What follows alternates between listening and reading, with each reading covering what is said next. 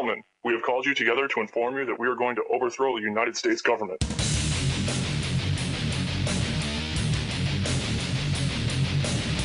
Do you still think that jet fuel brought down the World Trade Center?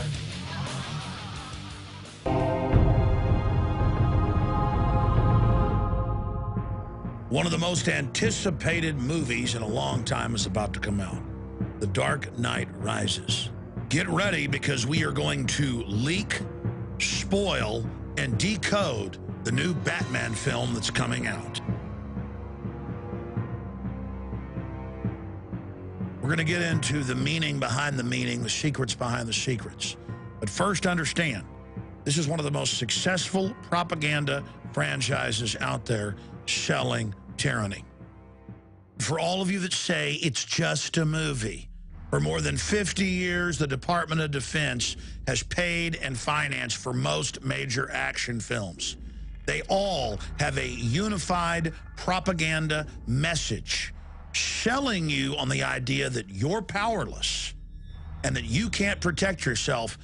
Only shadowy groups, by violating your rights and liberties, can keep you safe.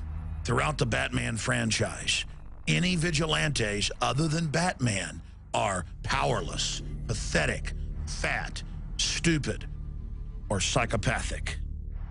To understand the conclusion of the Dark Knight series, we first have to go back to the beginning. In Batman Begins, a secret society known as the League of Shadows, led by Ra's al Ghul, played by Liam Neeson, seeks to put a poisonous psychotropic drug in the water supply to drive Gotham, the archetypal New York, into total insanity. Then he will bring order out of the chaos. And as all informed people know, governments have been fluoridating water supplies for more than 60 years, causing brain damage and cancer. So we see here in the first installment a revelation of the method, or the power structure, showing you how they operate. That there are secret societies that manipulate for good and bad. Bruce Wayne, the aristocrat, the banker, the globalist, has his secretive system, and then there's the evil outlanders trying to come in and take over. In Part 2, Batman, the Dark Knight, we're introduced to the Joker. Now let's analyze the underlying messages here. He is a nonconformist, a libertarian type who makes his own clothes and burns money. Nothing. No matches on prints, DNA, dental, clothing is custom, no labels. He doesn't go along with the mainline consumerist corporate culture. And so he's got to be a murdering psychopath who enjoys blowing up hospitals, bridges, ships, and killing police officers. But our hero, the rich banker industrialist Bruce Wayne, have developed a system to hack into cell phones and use them to create a sonar system that can give them a three-dimensional view of what's happening by using Defense Department technology they were developing to hack into all the cell phones and use them as audio microphone systems. They're able to save the city because they violate everyone's rights and spy on them without warrants. So again, it aids and abets and gives comfort to criminal elements in the NSA who on record are spying on the American people and using all of our appliances, from smart meters to computers to smartphones, to spy on us. All of it is pro-tyranny propaganda. We now move from Part 2 to Part 3, The Dark Knight Rises. So let's start decoding The Dark Knight Rises. Number one, look at the name, The Dark Knight Rises. And we're told that he's willing to give it all up. You've given them everything. Not everything. Not yet. Oh, you've already given these people so much. I haven't given everything. So he's this Christ figure, this dark Christ, who is fighting the evil secret society led by Bane, who is coming to destroy Babylon, the beautiful city. Here's a few juicy spoilers. Batman gets his back broken in a fight with Bane. At the end, as Bane is dying, we learn that he's a Darth Vader character who can't survive without the mask, which is the recurring cyborg archetype that humanity can't live without machines. Who is Bane? He's a symbolic demon, a destroyer, a symbol of the Hegelian dialectic, order out of chaos.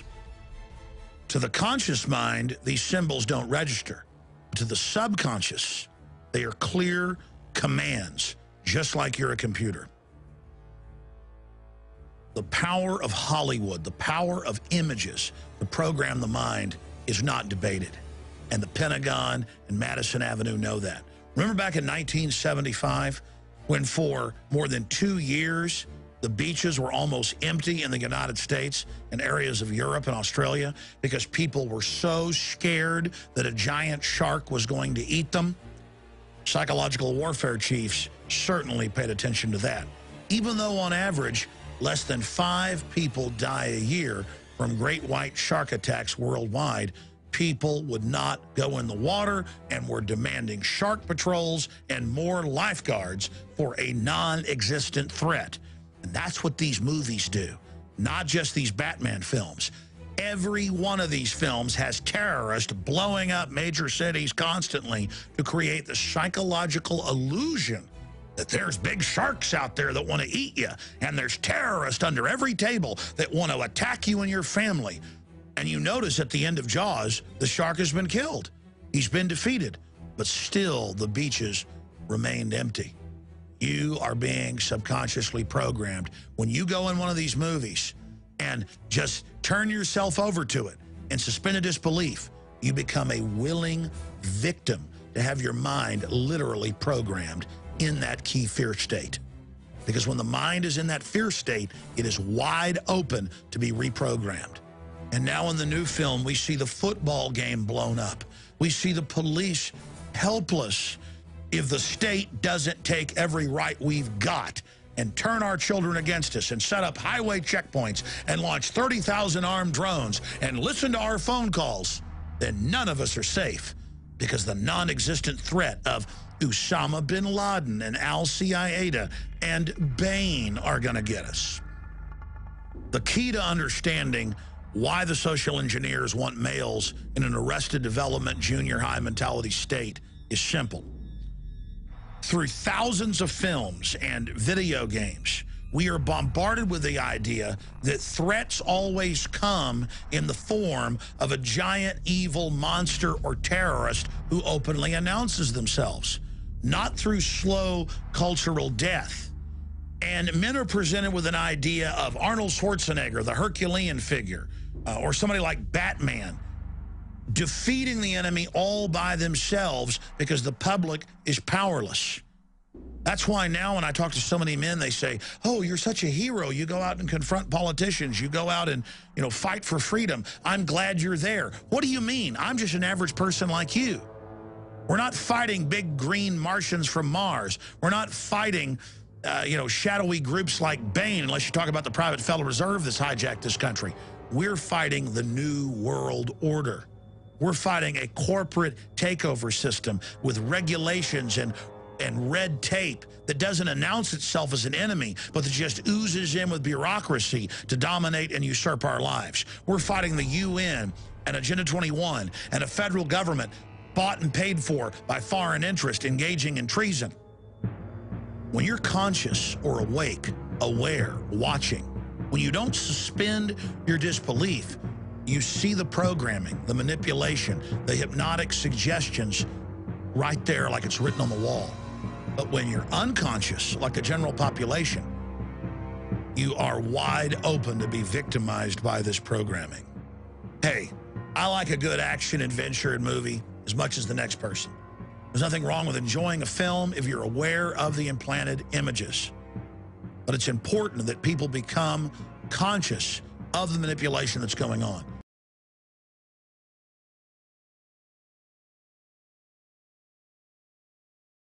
Ridley Scott, arguably one of the greatest living directors, is set to release a prequel to his 1979 mega hit, Alien: Prometheus, one of the most anticipated sci-fi films in recent memory.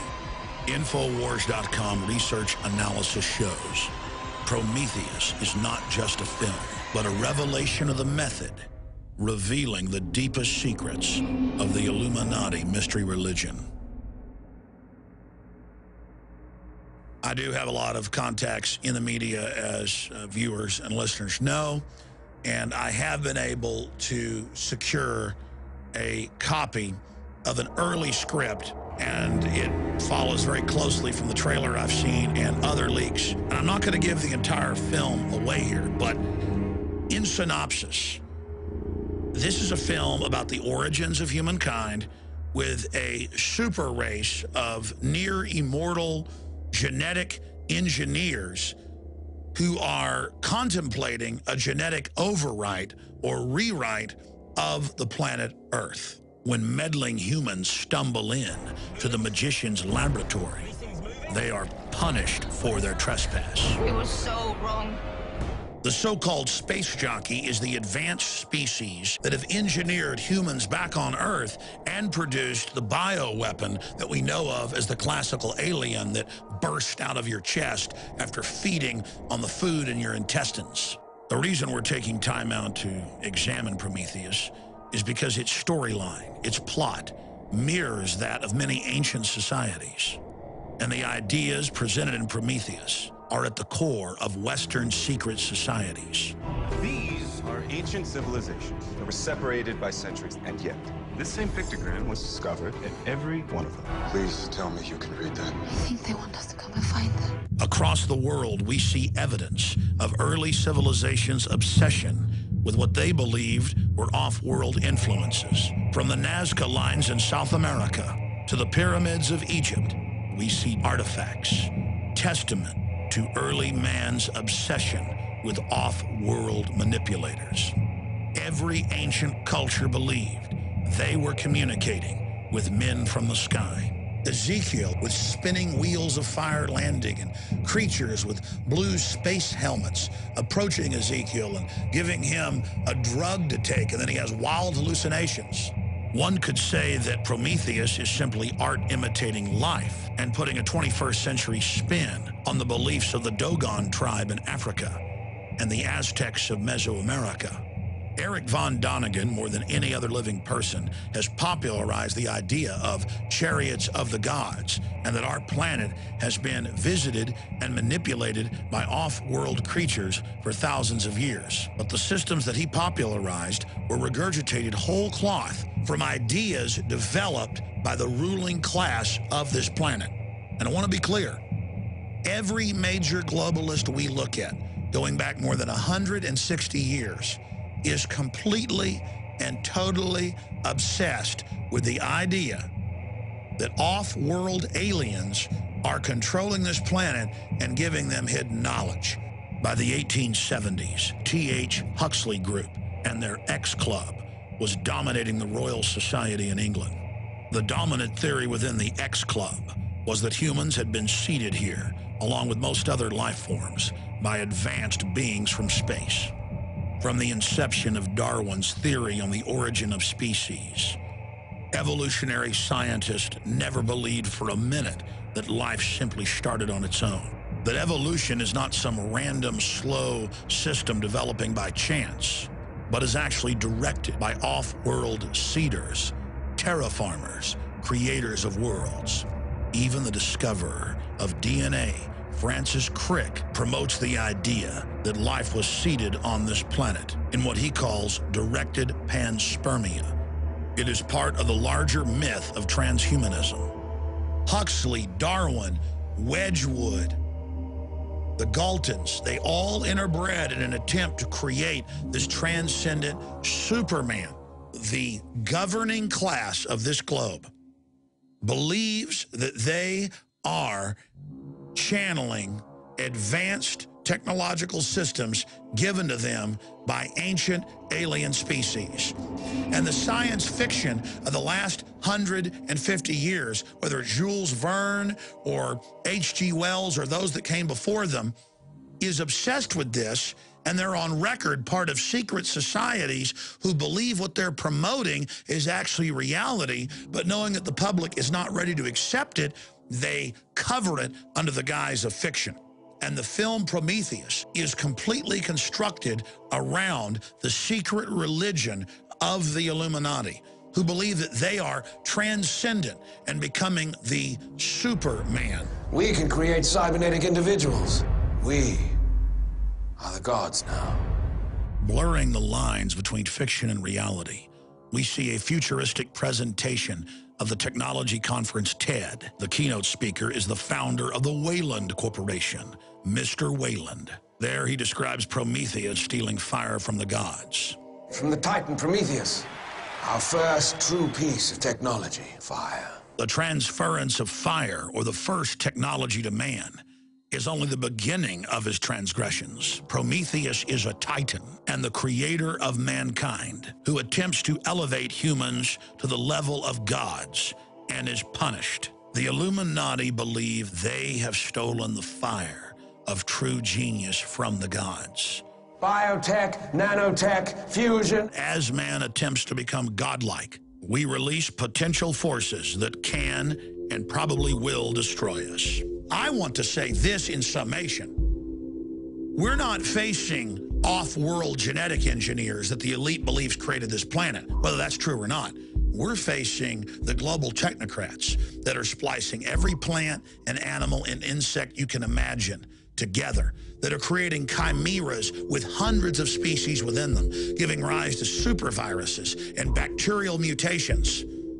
We are already seeing within 3 generations in rodents total sterilization and massive deformities in these animals.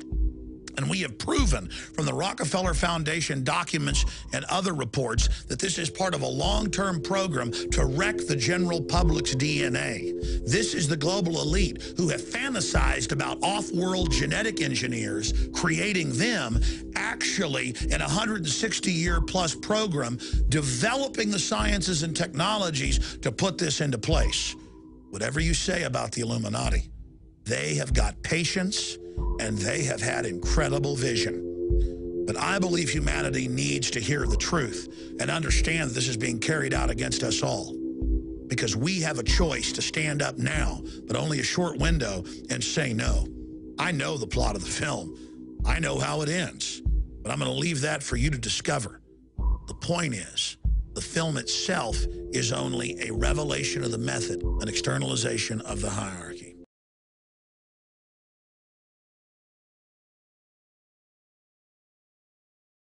In the 1950s, Universal Pictures put out a classic sci-fi horror film, The Thing.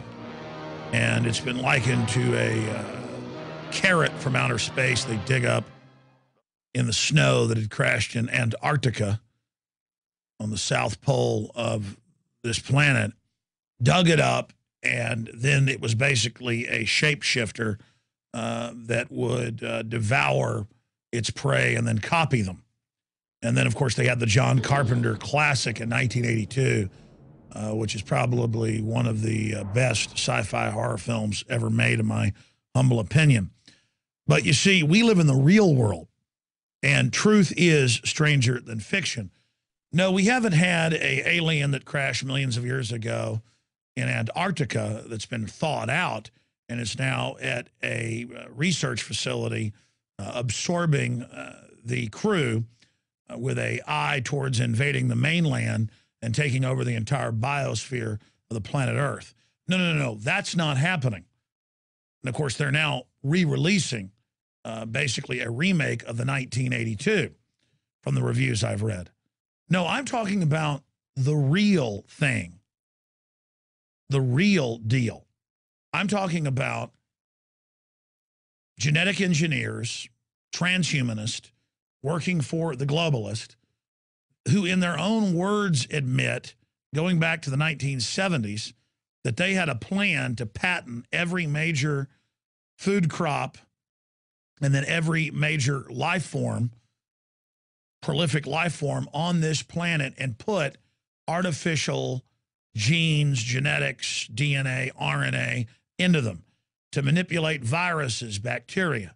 And now that's been done with tens of thousands of different species. In some cases, hundreds of different species are being spliced together. You know about spider goats that are part goat, part spider that produce body armor in their milk. You've read about the super salmon that university studies have shown will extinct the normal salmon that are in the ocean. And these salmon, different varieties, have been mixed with other fish, insects, plants. The list goes on and on. You see, that's the real thing.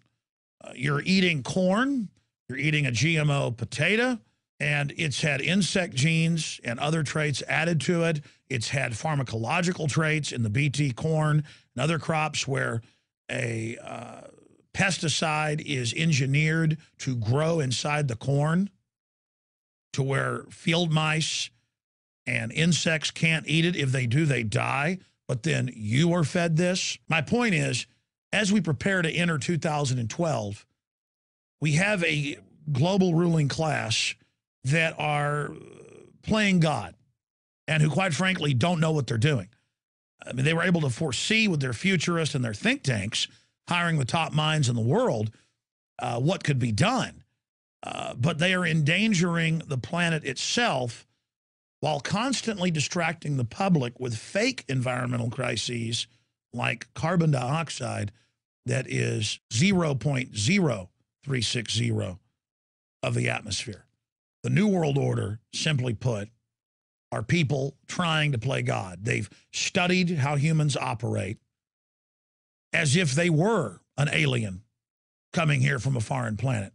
They have funded literally hundreds and hundreds of universities for more than 150 years to study every facet of psychological, spiritual, physical processes that take place.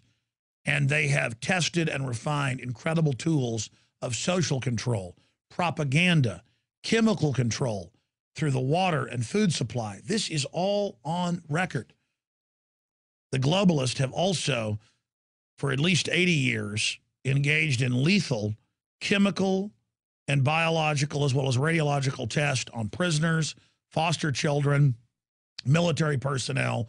The list goes on and on. You know about injecting people with syphilis. You know about the horrors of children being radiated by the thousands in atomic studies. You know about forced sterilizations going on right into the 1980s, or at least you should know about that. That is only the tip of the iceberg. And it's being done to test these systems, but also to test the personnel and to create larger pools of individuals that will carry out these type of activities because they enjoy the power, because they believe the end justifies the means. The point is, the global ruling class believe they are a separate species from us and openly write about this. They believe they have transcended the common man and are actively trying to poison and also socially dumb down the general population so that we will fit in to the mold and the typecast that they've made for us. So when you see movies like John Carpenter's classic or this new one that just came out, remember that the real world is a lot stranger than what Hollywood screenwriters can come up with. And sure, it's not as sexy, it's not as shocking as a young heroine fighting the monster from deep space. And there aren't bodies splitting apart and spewing out tentacles with razor-sharp teeth. And heroes standing up to it with flamethrowers and dynamite. No, in this war, the thing,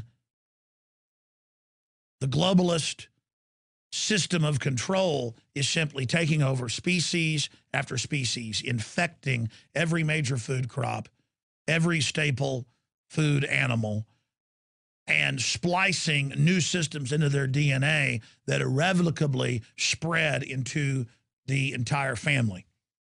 Take the case of corn, going back over a decade, close to 90% of all known corn varieties, and there are thousands originating in Mexico, have now been infected. And the latest numbers I saw is that there is no known major cultivated crop, unless it's in closed laboratories, that has not been infected.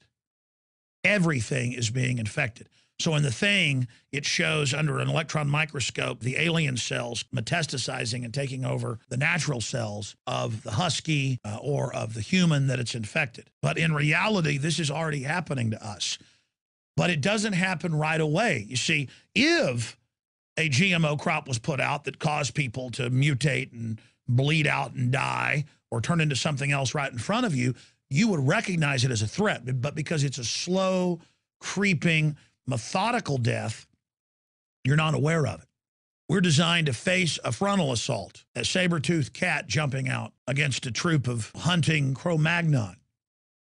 We are not designed to deal with poison that's been added into our environment. We're designed to just basically adapt to it or die. And so the globalists have developed a very, very sophisticated, soft kill, incremental, ambient, genetic Armageddon takeover system where it just slowly is ramped up. If you look, please, for you and your family's sake, and for the future of this planet, and the life forms that developed here over untold eons, there is a total revolution by the, quote, scientific class in their lust for power, in their lust for extended life, in their lust for super weapons to dominate the globe. They have already opened up 1,000 times 1,000 Pandora's boxes. And if you just look at the admitted studies in guinea pigs, rats, mice, dogs, monkeys, where the life cycles are in weeks, months, or years, instead of human life cycles being in around 76 years, in every major study within 3 generations with every major GMO crop where they've had cross-species splicing and genetic chimera cross-clone manipulation, in every case within 3 generations, the genitals shrivel up to nothing. Fertility goes down to almost 0. Those that ate the genetically engineered soy, they didn't actually show the problems in the first generation. The second generation was slower growth, slower onset for maturity, but by the third generation, that's when nearly all of the adults had lost the ability to have babies. There are more horror movie type mutations where most of the young are born dead or deformed, or the young are born small, mentally retarded, with hair growing out of their mouths, eyeballs on the back of their head. And within 3 generations, it does get like a John Carpenter movie, The Thing. This is not by accident. They stack these traits, and genetic engineers that we've interviewed who work for these companies have said, hey, this potato is sterilizing the rats. They're like, don't worry about that trait. Just move ahead. So there are Trojan horse traits that have been added to all of these. This is 21st century warfare. And of course, that's just the tip of the iceberg when we talk about chimeras and cross-species clones and the island of Dr. Moreau type things that are happening that H.G. Wells predicted over 100 years ago would come to fruition. The real revolution, and why the globalists are so arrogant, is they've created new classes of vaccines. They call them vaccines. That's a diversion. They're really genetically engineered nanotech, and they advertise it. Soon, we've already developed it, but soon we're going to get approval, they say, of a vaccine where you'll never be angry. You'll never be sad, or you'll never want to drink alcohol or use cocaine, because the virus actually goes in and changes your brain chemistry. Listen to me. The facts are in. Please, for your own sake and the sake of our species, let's not let these control freak psychopaths mutilate and vandalize and irrevocably damage the biosphere and the ancient genetic system of this planet so they can be on a power trip and play God. Look at the fruits of the New World Order. Most cancers have more than tripled in the last 2 decades. Diabetes has doubled in the last decade. All sorts of new cancers that never existed before are now appearing. Scores of vaccines have been found to be implanted with sterilants, cancer viruses, microplasms, nanotech microplasms that are purely artificial.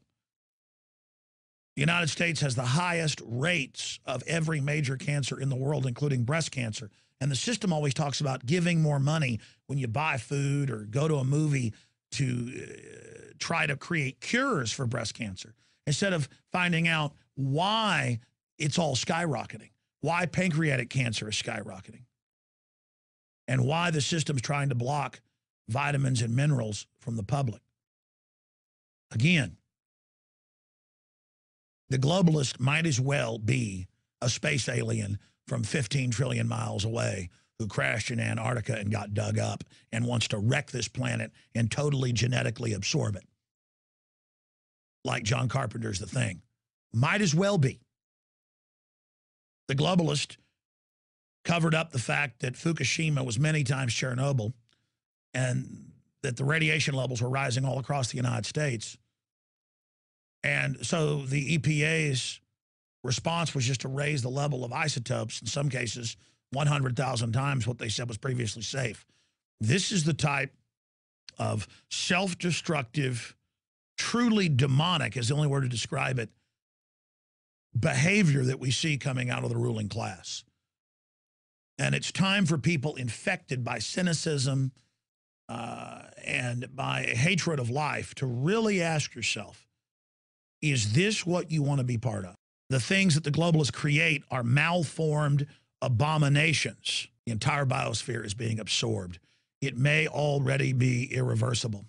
The life cycle of these rats and mice and guinea pigs is just a few years. And within 3 generations, near total infertility and addled mental retardation, total deformities, stillbirths, just a wreck species. We are eating the same stuff, but on average, we have offspring every 20 years. And already look at the mental retardation, all the new problems, all the new cancers, the diseases, and we are just 1 generation into this. The mercury alone in the vaccines, major study shows, is causing massive, irrevocable DNA damage that we're already seeing in this generation of your 25 years or so. The numbers are off the chart, but it's damaging the eggs of the girls that are being born now. And they've got cadaver studies on young children that have died, young girls, and they've looked at their eggs. They're nearly infertile. If an alien from a foreign planet wanted to come in and infiltrate and destroy humanity, it couldn't do a better job than the globalists have done. All right, you've been warned.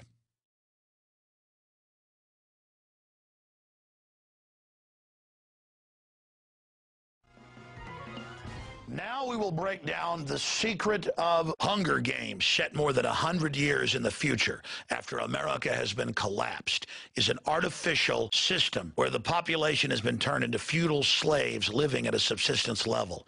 It is the essence of Agenda 21. The suboid slaves are played off against each other in gladiatorial diversions. This is directly out of the Globalist Handbook. There you've got Mr. Sutherland, one of my favorite actors, on a jumbotron screen in a police state dystopic future at the Hall of Justice. Already at Walmart's, Mall of America, and thousands of locations, giant jumbotrons are there with Big Sis, a asexual creature, telling us that we all need to give our rights up because terrorists, Al-Qaeda namely, that they publicly fund to attack other nations, is hiding under every desk wanting to get us. Now, continuing here with this film, now that I've had a chance to research it and go over it, this is really a piece of anti-establishment propaganda, because you've got the 10 FEMA regions, the 10 governors, this plan globally to have 10 regions with 10 sub-regions per sector across the world. This is really the UN model.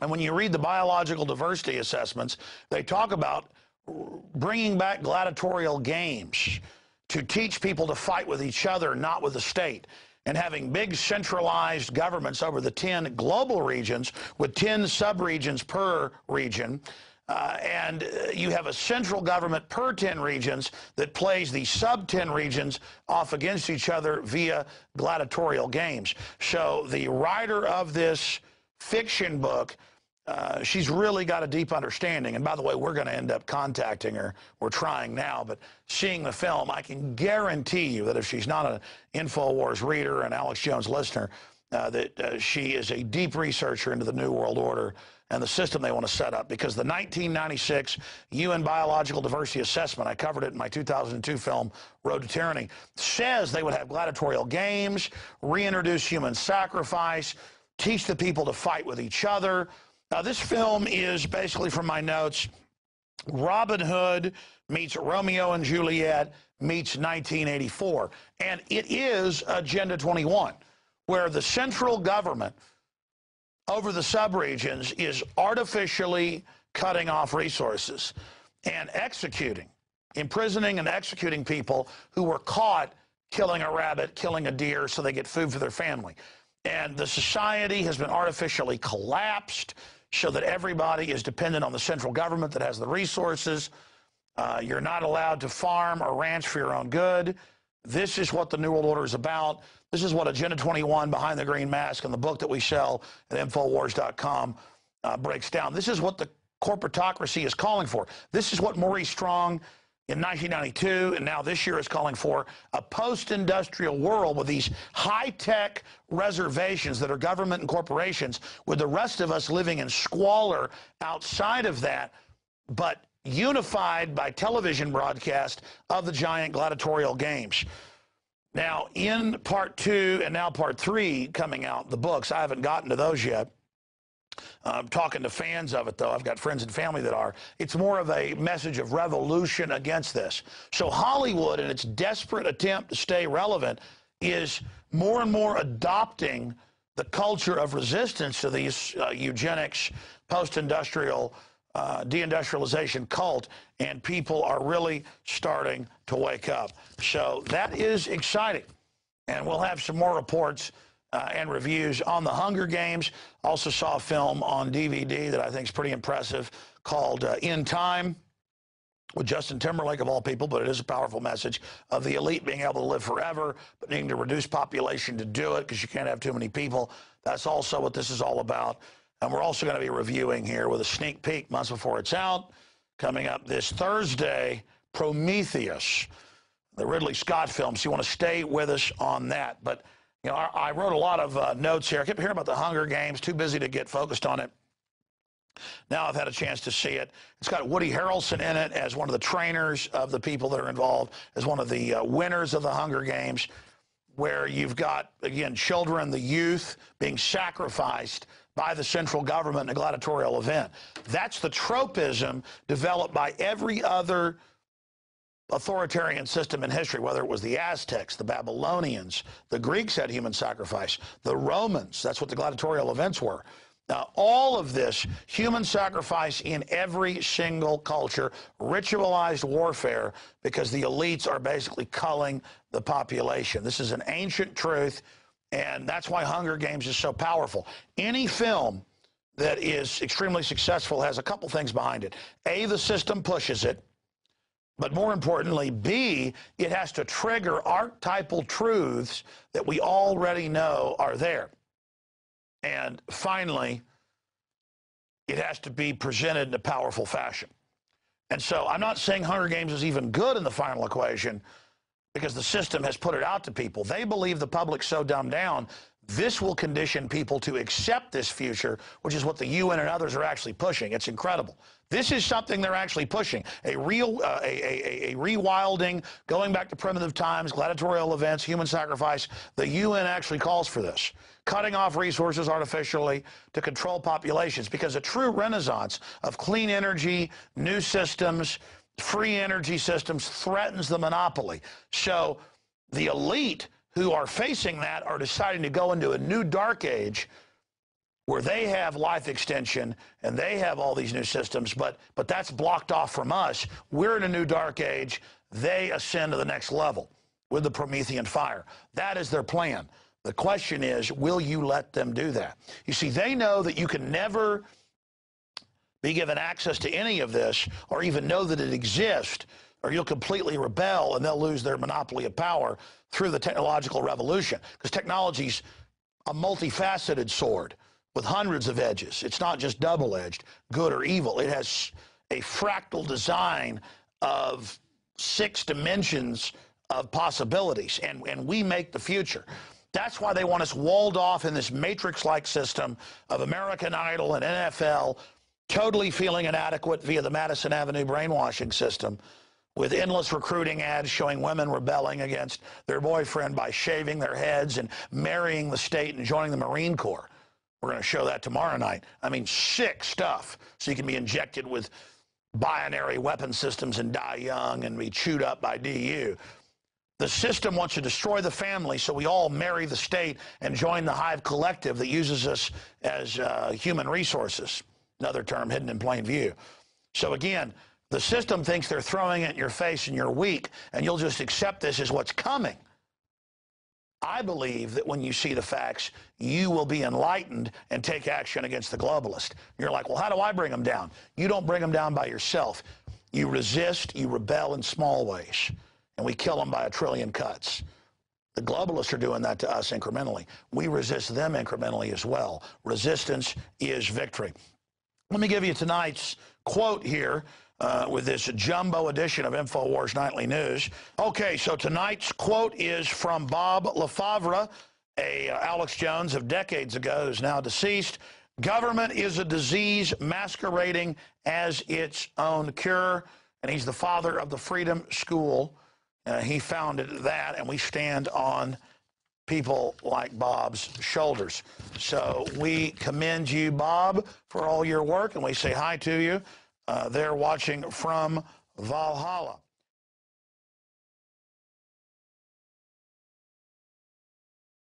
But I wanted tonight to get into an iconic film, and that, of course, is Clockwork Orange, based on the novel A Clockwork Orange. And, of course, Stanley Kubrick directed this in 1971. I had said 1973. So now we'll go ahead and get into that review. In closing, in the film A Clockwork Orange, it is a 2015 or so world. There's a giant welfare class, huge levels of crime. Spoiled, rotten hippies have given birth to children who then gave birth in turn to kind of a Generation X crowd that just likes to loot and rob and steal and is obsessed with taking psychotropic drugs. And in the film, there are political dissidents who are aware of the Pavlovian brainwashing that's going on who are against it, but they end up getting shut up and framed and sent to prison for exposing what's happening. It gets into television being used as a operant conditioning mind control device. In this first little clip I have, it's Stanley Kubrick starring Malcolm McDowell, Warner Brothers, based on a novel by Anthony Burgess, 1962, again came out in 1971. And we'll go ahead and go to the first part of the movie review, again, where you have the thugs out beating the poor old bum.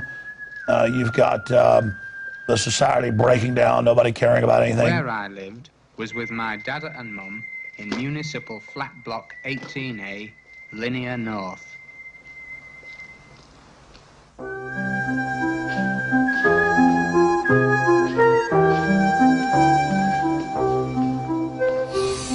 Okay, so this is basically the social engineers letting you know what they're planning and what they are setting up.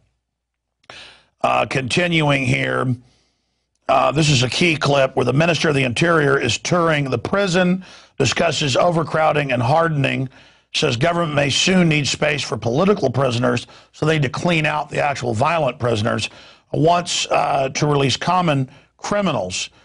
And Alex, that's the name of the gang leader, speaks up and is chosen for the brainwashing MK Ultra experiment to cure him of his psychopathic desires. And of course, the movie's all about the state being run by psychopaths. Let's go ahead and go to that clip. Cram criminals together, and what do you get?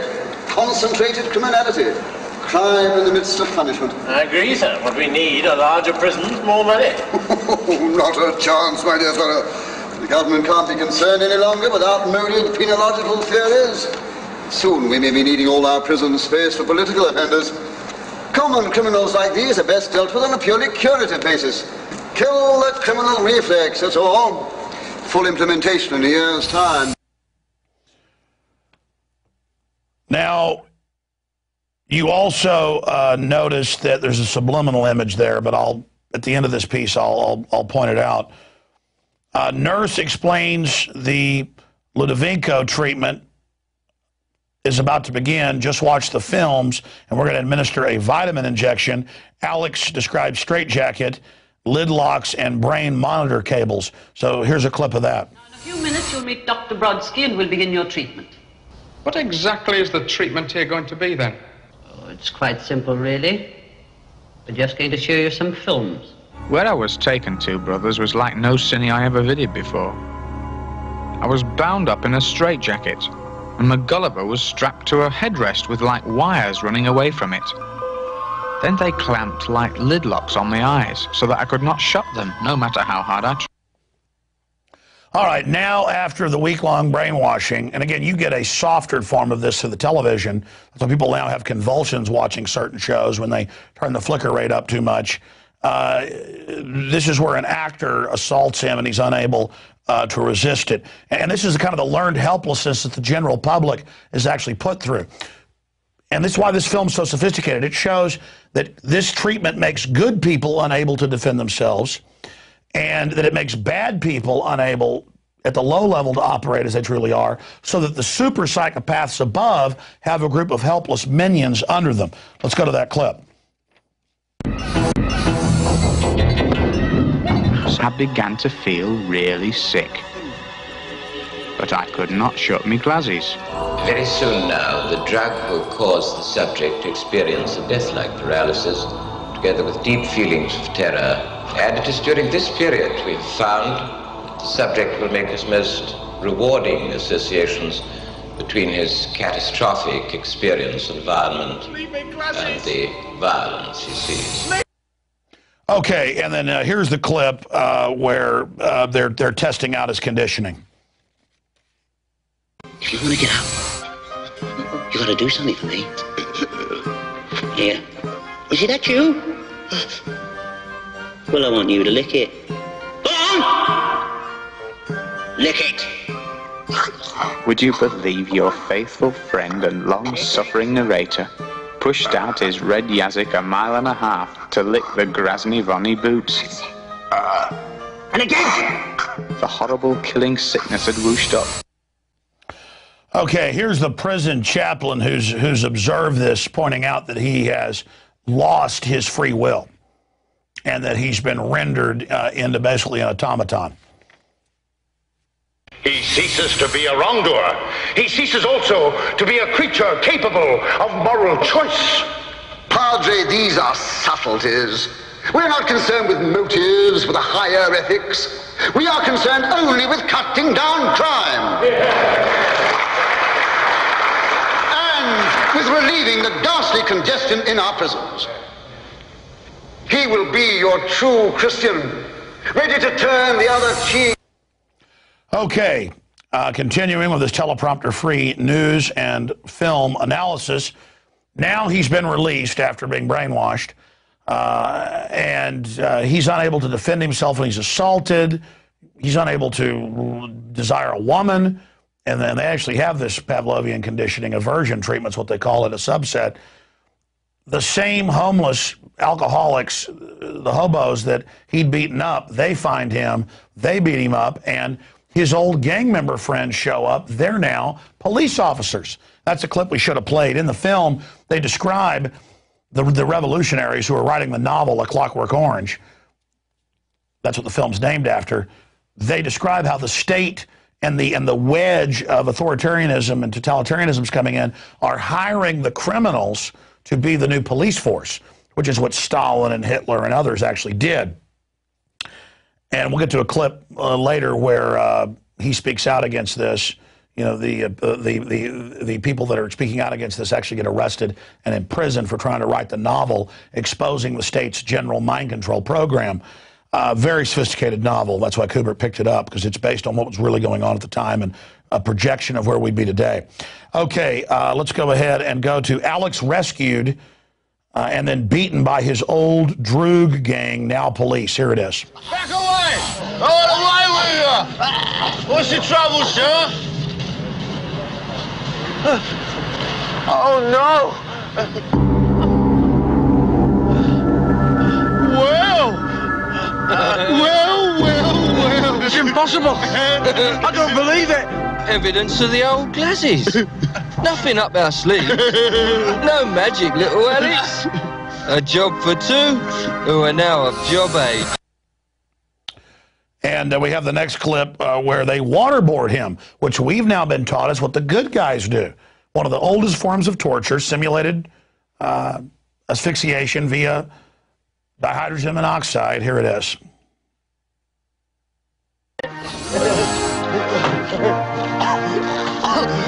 This is to make sure you stay cured.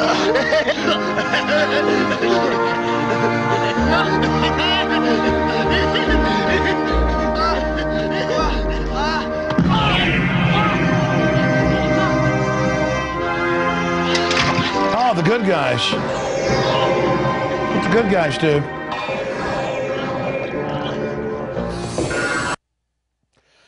That goes on and on.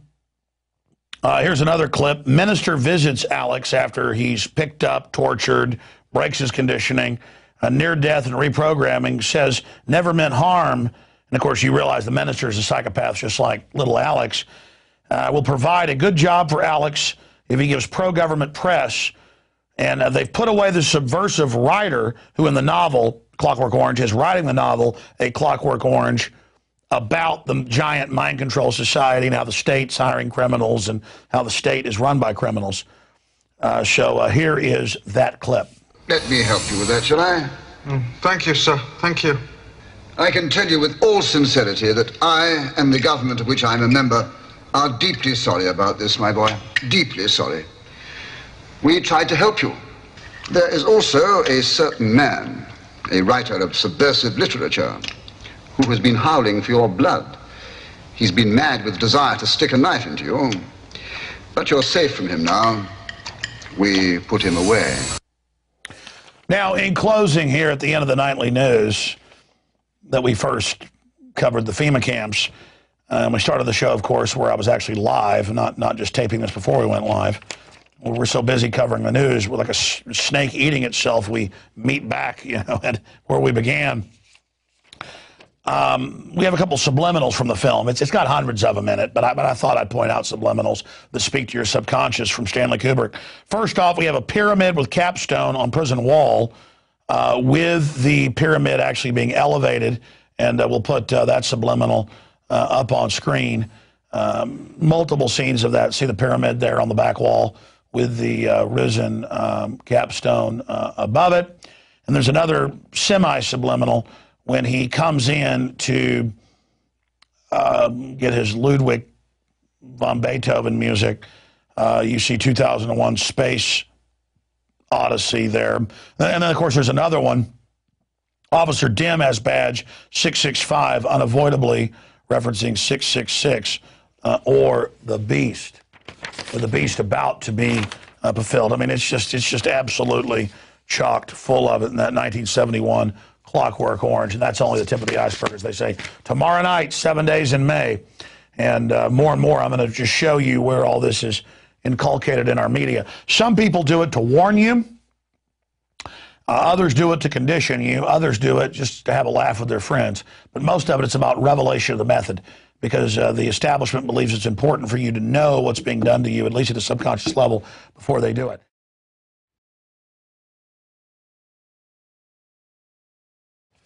Now I want to go to a movie review. We did Clockwork Orange, on Tuesday night. And here on Friday night, I have 8 different clips from an amazing 1964 film, 7 Days in May. Now, it's got globalist propaganda in it, but it shows how the leftists that made this were useful idiots.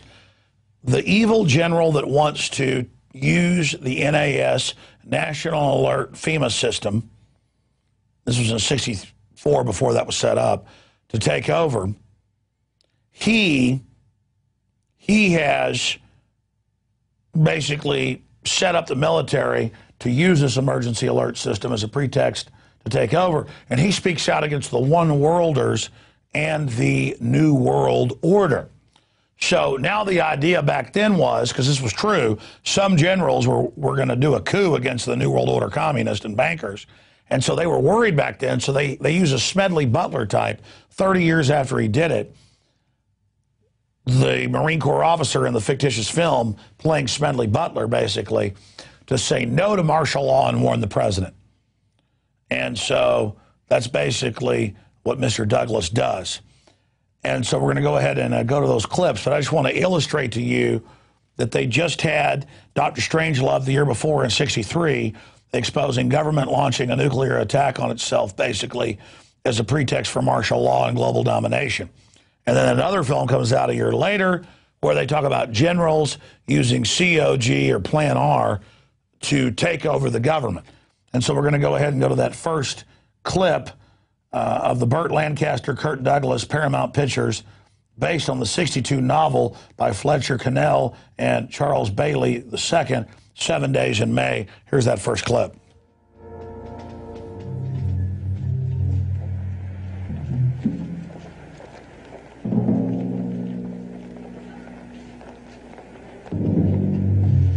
Lyman lovers! So there's protesters in America. People are angry. Americans are fighting progressives, but the right winger wants to come save everybody. Of course, now it's the left coming in to supplant free speech. So again, the globalists were coming in to take over America. They knew the military was upset, so they put movies out about right-wingers using a martial law system. Right-wing, left-wing means nothing, but now, in common terms, they're actually implementing all of this, but now the left, in their own labels, is using this system against us. They become what they warned about. Let's go ahead and go to this clip of Gene Scott's speech, excerpts where they basically, well, I mean, the clip speaks for itself. Here it is. Perhaps patriotism is old-fashioned. Perhaps love of country is outdated. Perhaps even a minute degree of sentiment to one's motherland is to be considered passé. But God help us, and God help our country, if the cynics, the one-worlders, the intellectual dilettantes ever persuade us that these things have passed us by. Because, ladies and gentlemen, patriotism, loyalty, sentiment, they are the United States of America. So there you go. That's General Scott. I'm not a teleprompter reader. I call it Gene Scott. Another General Scott's speech excerpts. He talks about the threat of one-worlders. He's going to bring in martial law to stop the communist one-worlders. But they're not communists for the little guy. They're the banksters. Let's go to this next clip. It's self-explanatory. Mr. President, have you ever heard of a military unit known as ECOMCON? What? I'm sorry, ECOMCON. ECOMCON. This is Smedley Butler. What does it mean? The archetype warning them. Abbreviations. It could stand for Emergency Communications Control. Have you ever authorized the formation of any type of secret unit, regardless of its name, that has something to do with the preserving the security of things like television, telephone, or radio? No, I haven't. Henderson said an odd thing to me, sir. Something that, well, I can't shake quite loose of. He said they were spending more time training for seizing than for preventing. You're suggesting what? I'm not sure, Mr. President. Just some possibilities, what we call capabilities in military intelligence. I'm suggesting, Mr. President, there's a military plot to take over the government. This may occur sometime this coming Sunday. So you stand by the Constitution, Jakes? Never thought of it just like that, Mr. President, but well, that's what we've got, and I guess it's worked pretty well so far. I sure don't want to be the one to say we ought to change it. Neither do I. I remember what Harry Truman said one day, that inside this room, the buck stops. So again, it's the evil anti-New World Order people that want to overthrow the government using the COG media takeover arm that they'd set up to a certain extent then, but wasn't in place till the 70s. And then now that they've got it, they're saying domestic terrorist, free speech is evil. But that's how they sell it. And again, it's the archetype of the Marine Corps officer saying no. S. Smedley Butler, two-time Congressional Medal of Honor winner, he was approached during the 30s to make America basically a fascist country and take over. The point is, this has already happened through Homeland Security and the staged terror attacks of 9/11. Now they're just mopping up all the free speech centers and shutting down the final levels of freedom. Okay, let's go ahead with the presidential advisor telling the president that, hey, you know, what's wrong with the military training for this stuff? Forgive me, Mr. President. But so flying troops to the big cities in an alert, that seems to be not only logical, but prudent. Obviously, if the Russians struck, we'd need disciplined troops in the metropolitan areas to keep order and prevent complete breakdown. And at 2:20 tomorrow afternoon, somebody will have thrown a switch at Mount Thunder. General James Scott will be on all 3 television networks, explain to the people of the United States why this particular crucifixion is an act of faith. Mr. President, what are you waiting for? Fire Scott. Close down Mount Thunder. Declare a state of martial law. Then where do I stand? And that's another good point. When different groups try to take over, then the answer is martial law, which is the same thing. So there's a great danger in revolution. And that's the point that's made there. A very sophisticated film. You can rent it on Netflix or buy it at the movie store. The point is you should see 7 Days in May. Continuing here with the clips. We had clip number 5 and number 6 here. Yeah, this is General Scott asked the Marine Corps commander if he'll go along with this or if he stands for the Constitution. And when the Marine Corps commander says, I stand for the Constitution, he says, then you take a vacation. That's basically how the system finds good and evil people. If you're good and they have you answer a questionnaire, they say, oh, you're a good person now. We're going to put you in supply or at, you know, Antarctica. But if you're a corrupt globalist, then they actually bring you in to run operations. Here's that clip. This country's in trouble, Jiggs. Deep trouble. Now, there are 2 ways we can handle this. We can sit here on our duffs and ask for divine guidance.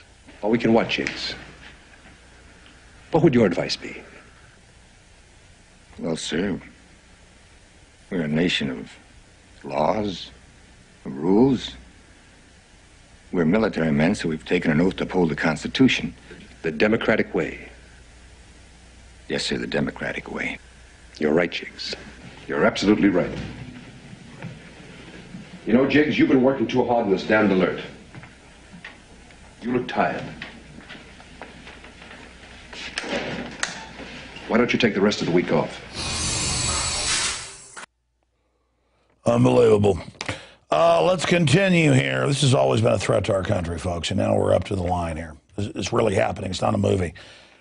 Here's another clip where the President of the United States confronts General Scott on establishing secret base without knowledge of the President, the budget office in Congress, Iran-Contra, all of that, the black sites, the torture sites around the world. And there's a succession of clips while they debate that. Here it is. You have used, without my authority, substantial sums from the Joint Chiefs Contingency Fund to establish a base and to train a special unit of troops whose purpose and even whose existence was kept secret from me, from responsible officials of the Bureau of the Budget, and members of the Congress. And the name of that unit? You know the unit. Its designation is ECOMCON.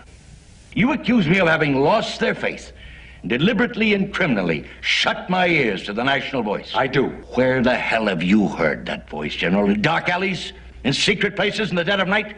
How did that voice seep into a locked room full of conspirators? That's not where you hear the voice of the people, General, not in this republic.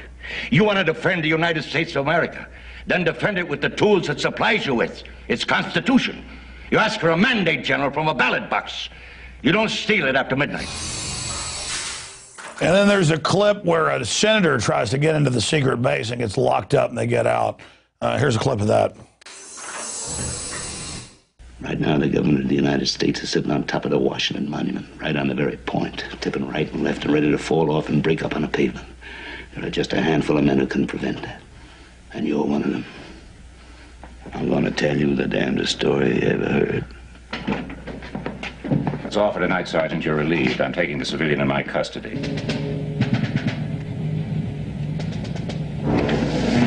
I'm sorry, Colonel, but I have orders that the civilian is not to leave the base, sir. Oh, that's all right, Sergeant. I'm countermanding those orders and escorting the civilian into town. Well, sir, now, I don't know. Colonel Broderick said that... Throw those keys over here. Eject that cartridge belt and throw it down on the ground.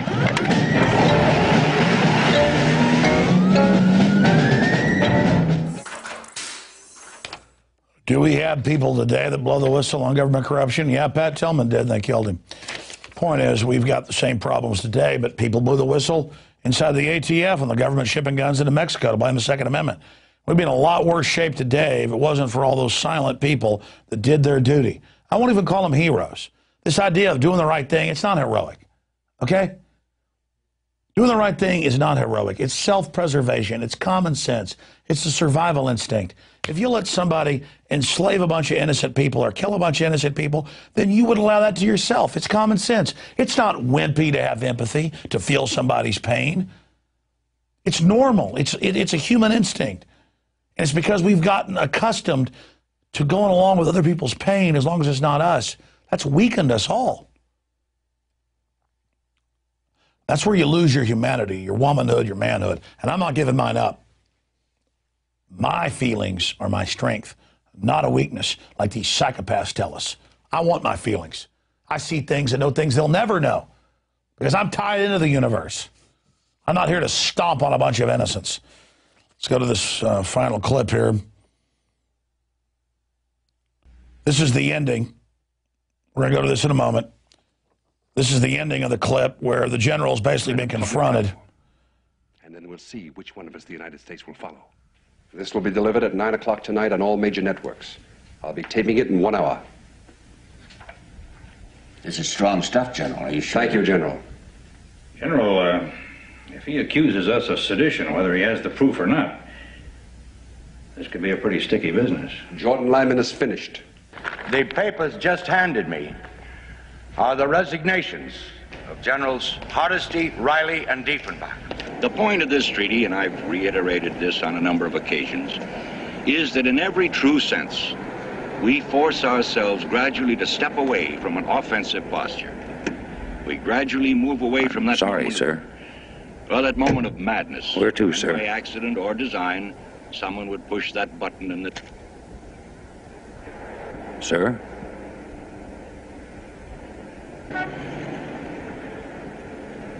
Take me home. So basically, it all ends with he tries to launch martial law. His own generals say no. The president confronts him. He backs off. The president goes public. But what do you do when the president's been bought off by the same interest? You know, this is a movie about the military saying no to the globalist takeover. They were worried about that then. That can be turned around today. Will our military follow the globalist takeover of the Bill of Rights and Constitution?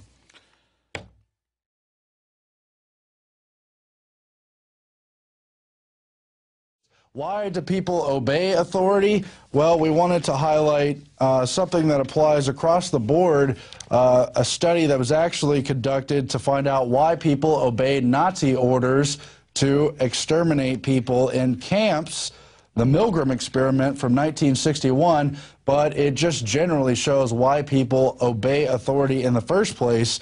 It was conducted by the Yale University psychologist Stanley Milgram. It was a mock memory study where they had a punishment syndrome. They told the survey participants it would help people remember answers better in a memory test. But of course, it was really to find out if people would obey orders to electrocute in the experiment. Now, it was all mock. They didn't actually electrocute people, but it goes to show that they would obey the person running the experiment who told them to go ahead with the shocks. Now, we have a few clips from that experiment now. Let's go to the first one.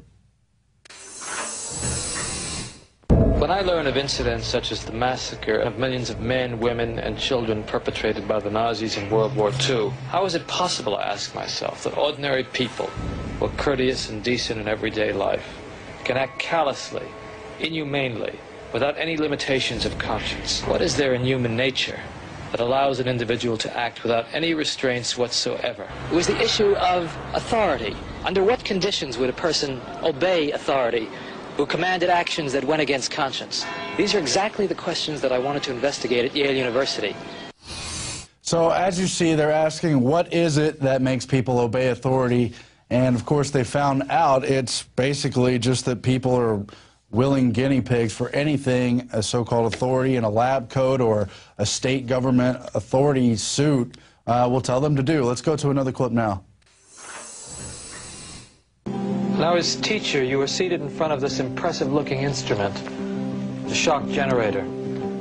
Its essential feature is a line of switches that goes from 15 volts to 450 volts, and a set of verbal designations that goes from slight shock to moderate shock, strong shock, very strong shock, intense shock, extreme intensity shock, and finally XXX, danger severe shock. If he gets each answer correctly, fine, you move on to the next pair. But if he makes a mistake, you are instructed to give him an electric shock, starting with 15 volts, and you increase the shock one step on each error. Incorrect. 150 volts. Sad face. Wait a minute. That's all. Get me out of here. I told you I had heart trouble. But I wouldn't go on if I thought he was being harmed. Now, this man makes disobedience seem a very rational and simple deed. Now, other subjects respond quite differently to the experimenter's authority. Wrong. It's hair. 75 volts, Jim. You don't know. Please continue. 150 volts.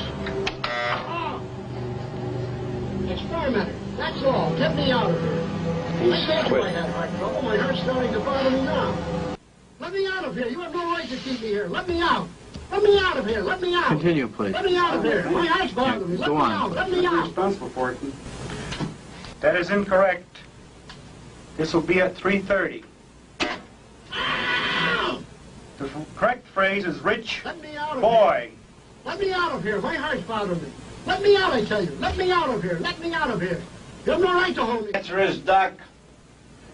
435 volts. It says danger, severe shock here. Next X on the next one. Continue, please. 435 volts. Next one, brave. So that's just a few clips from some of the available films of the Milgram study conducted in 1961. The interesting thing here is that they found that 82.5% of people went to 150 volts. Now, as they mentioned, it started at 15 volts, went all the way up to 450 volts, which is considered lethal. And people took those orders, 82%. More than 4 out of 5 at the 150-volt level, at which they first issued the cry of pain. They pre-recorded the cries of pain because it wasn't a real electrocution for each participant. Now, while a few people refused, they still found that of the 82.5% who went to 150 volts and continued, 79% of those, another 4 out of 5, went all the way to the lethal end of the line, 450 volts, obeying the authority. You heard some of the clips in there where the experimenter tells them, go ahead.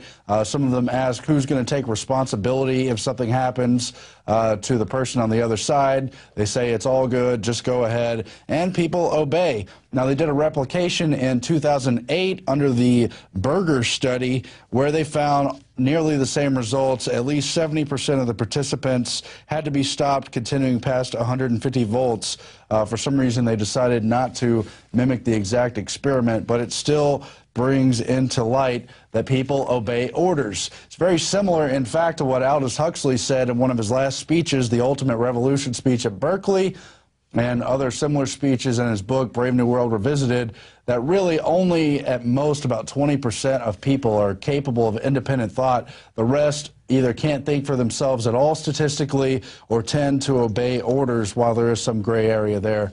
Now, there's another experiment on obedience to authority. It was conducted almost a decade later in 1971 at Stanford University. That is the Stanford Prison Experiment conducted by Philip G. Zimbardo. I want to read his introduction. Welcome to the Stanford Prison Experiment website. It features an extensive slideshow of the information about the classic psychology experiment, including parallels with the abuse of prisoners at Abu Ghraib. What happens when you put good people in an evil place? Does humanity win over evil, or does evil triumph? These are some of the questions we pose in the dramatic simulation of prison life conducted in the summer of '71 at Stanford University. They planned a 2-week investigation into the psychology of prison life, but it had to end prematurely after only 6 days because the guards became sadistic and the prisoners became depressed and showed signs of extreme stress. Let's go to the first of those clips now. I had really thought that I was incapable of this kind of behavior. I was surprised, no, I was dismayed to find out that I could really be a... Because it was a prison to me. It still is a prison to me. I don't look on it as an experiment or a simulation. It was just a prison that was run by psychologists instead of run by the state. I began to feel that identity, that the person that I was that had decided to go to prison was distant from me, was remote, until finally I wasn't that. I was 416. I was really my number. And you're certainly not the same person as if you were in street clothes and in a different role. You really become that person once you put on that khaki uniform, you put on the glasses, you take the nightstick, and you act the part. So there you have it from the documentary Quiet Rage, made with Philip Zimbardo and other participants of the experiment, and how just participating in those roles worked a long way to strip their actual identity, got them to participate in the authority that's taking place. Now let's go to the next clip. At dinner, prisoner 416 refused to eat his sausages left over from lunch. 416, it means something to me now. The number is a source of pride, like a name. It's important to me that I'm 416. Get in that closet then. He was thrown into the hole and ordered to hold the sausages in his hands. The guards threatened to cancel Thursday's visiting hour for all prisoners if 416 did not eat his sausages. 416 refused again. The guards then channeled the frustration of the other prisoners by having them express their anger directly at 416, who was in the hole. Thank you, 416. Not one of the prisoners protested the harshness and cruelty of the count. Before lights out, 416 was again put in the hole because he refused to eat his sausages, now filthy from being thrown all over the floor. John Wayne made a final attempt to get 416 to submit by setting the other prisoners against him. Now, if 416 does not want to eat his sausages,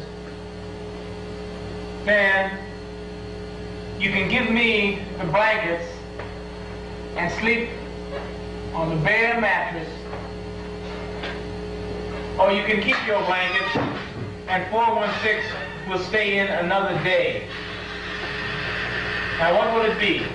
I'll keep my blankets. What will it be over here? I'll keep my blankets. How about 5486? I'll give you my blankets, Mr. Correctional Officer. We got 3 in favor of keeping the blankets. We got 3, guess one. Keep your blankets. 416, you're going to be in there for a while. So just get used to it.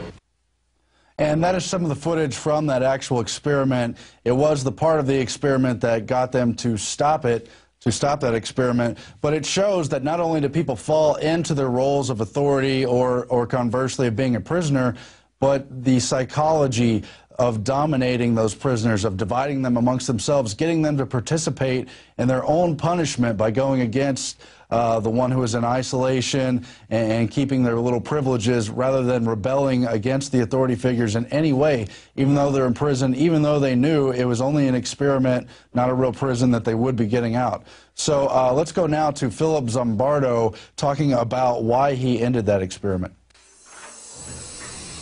I was watching all this on the television monitor in my office with one of my graduate students. I told her that I was really impressed with what we had accomplished. In less than a week, she looked at me and said, "I think what you are doing to those boys is horrible." And she was right. I had to end the experiment, because that's what it was, an experiment, not a prison. These were real boys who were really suffering, and that fact had escaped me. I and everyone else around me, except for that graduate student, had gotten so far into their prison roles, prisoner, guard, superintendent, whatever, that it was hard to separate reality from the simulation.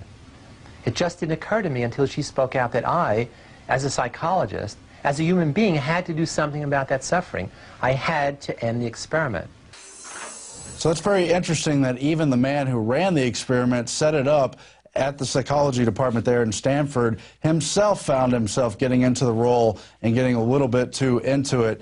Now the next clip is even more interesting. It shows the prisoner known as 416, the one who was in isolation, speaking with the prison guard who became known inside the experiment as John Wayne, the one who became very authoritarian, talking about how they still felt very personally at odds from the experiment 2 months later. Let's go to that now. In the present tense, it harms me. How did it harm you? How does it harm you? Just to think about it, you mean that people can be like that? Yeah. It let me in on some knowledge that I've never experienced firsthand. I've read about it. I've read a lot about it.